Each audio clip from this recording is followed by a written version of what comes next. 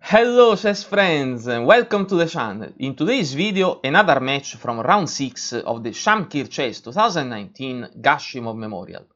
The game is Karjakin against Anand, a great game full of ideas to explore together. So let's start. Karjakin with the white pieces opens with d4 and Anand answers with knight to f6, c4, e6, knight to f3 and d5, knight to c3, bishop to e7, we are in the queen's gambit declined. Bishop to f4 is the classical variation, short castle for black and e3. c5, d captures on c5 and bishop recaptures on c5. Queen to c2, knight to c6, these are all the best moves. And here, a nice move, rook to d1, pinning the pawn. The queen must move away from the d file. Queen to b6 or queen to a5 are the best moves, and in fact Anand continues with queen to a5 pinning the knight. a3 in this position, and now the game becomes really interesting because generally black retreats the bishop to e7, but Anand continues with the second most played move, rook to d8.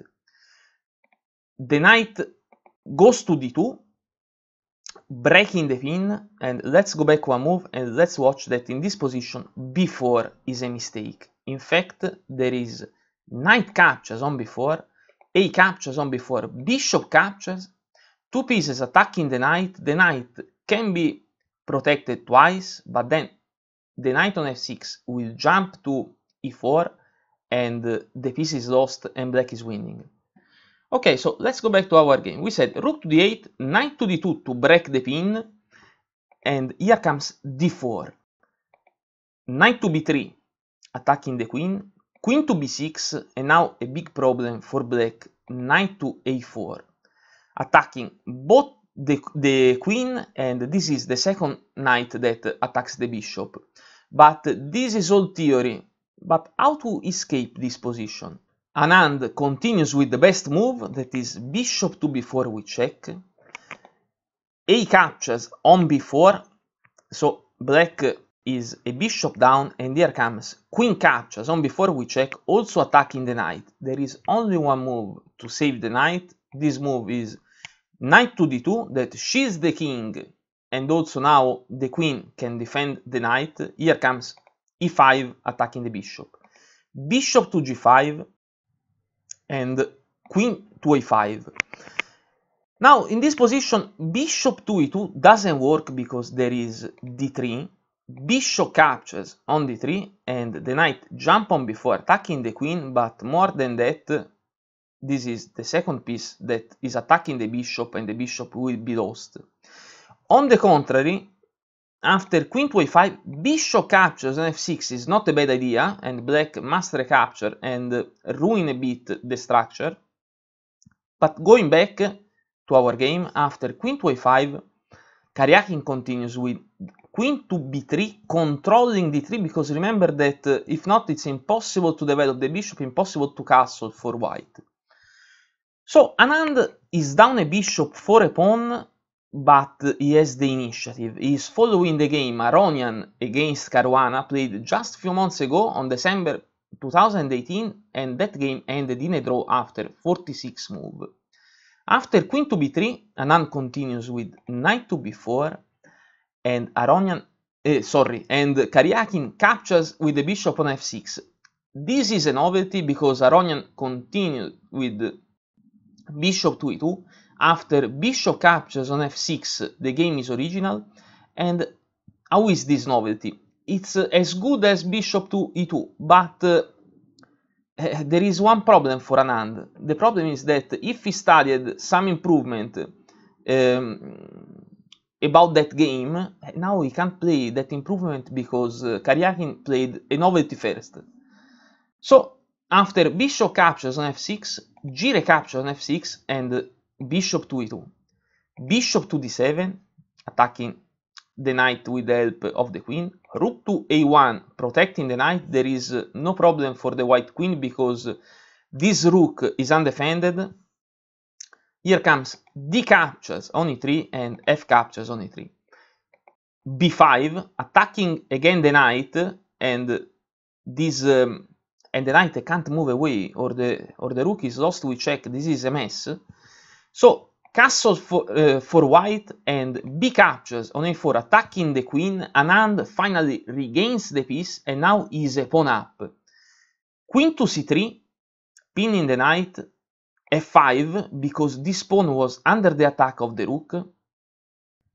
Knight to f3, f6, protecting the pawn, and knight to h4. So Karjakin will regain the pawn.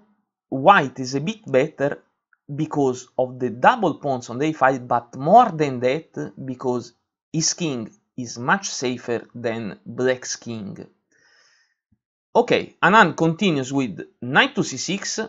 He changes the queens because of the king's safety, but Karjakin doesn't want this change. He continues with queen to a3.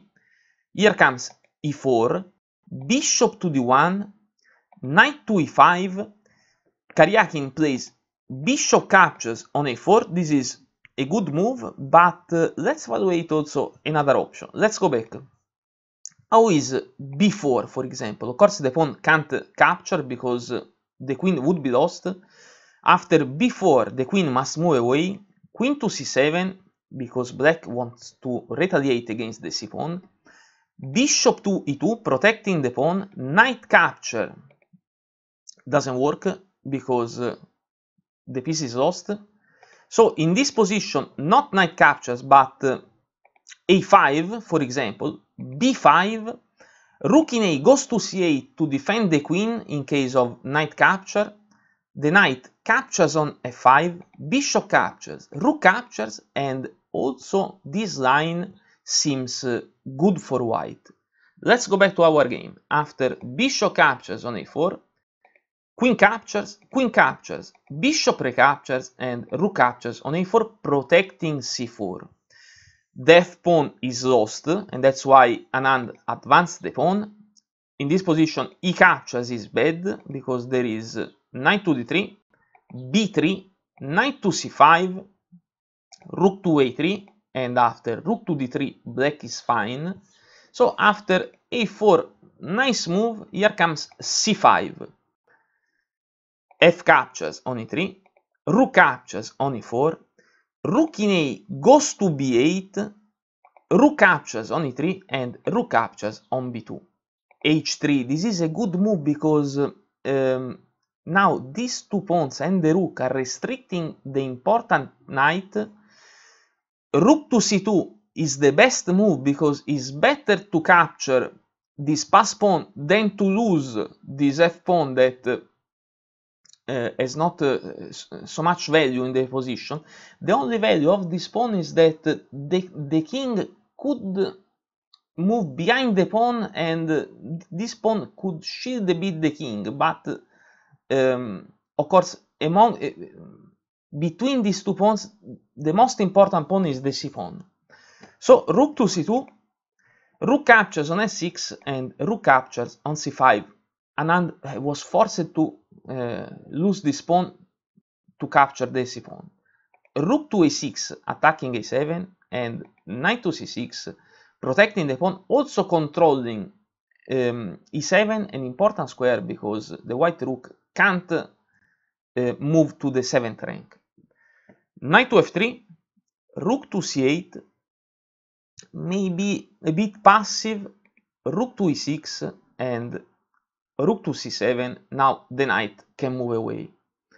King to h2. In this position, Karjakin doesn't fear any check. King to g7 and rook to a4. The idea is rook to g4 with check. Now Karjakin is playing against the king's safety. h5, good move, because the pawn now is controlling g4 and the rook can't lift. The rook goes back to a6 and knight to e7. A bit better to play knight to b4. The white knight jumps to d4 and knight to f5. Knight back to e2, rook to c4, and finally rook to g6 with check. This is Anand's problem. The problem is the king. king to f8, rook to g5, knight to g7 protecting also the pawn, rook to f6 we check, and rook to f7. Rook to h6, now of course the idea is rook to h8 we check. In this position Anand plays king to e7 and this inaccuracy lose the game. After rook to h6, rook in f goes to c7. This is the move to play because in case of rook to h8 the king will move again to f7. After king to e7, Karjakin plays rook to a5. The terrible threat is to capture the pawn with check, king to e8 and rook to h8 we check. Rook to f8, rook to h7, rook to f7, rook to e5 we check. So now the king will lose contact with the rook and rook captures on h5, and of course the knight can't capture the rook or the black rook will be lost. In this position Anand resigns because it's one pass pawn against two connected pass pawns and it's just a matter of technique, but the endgame is lost. With this victory, Karjakin becomes co-leader of the tournament with Carlsen. The game, in my opinion, was beautiful and both players played well. Probably the line that Anand used doesn't give black so much and must be explored more before to play it again at top level. What do you think about the game and about the line that Anand played? Let me know in the comments. As usual, please don't forget to like the video and to subscribe to the channel for many new great chess games. Our analysis is over, thanks for watching and goodbye.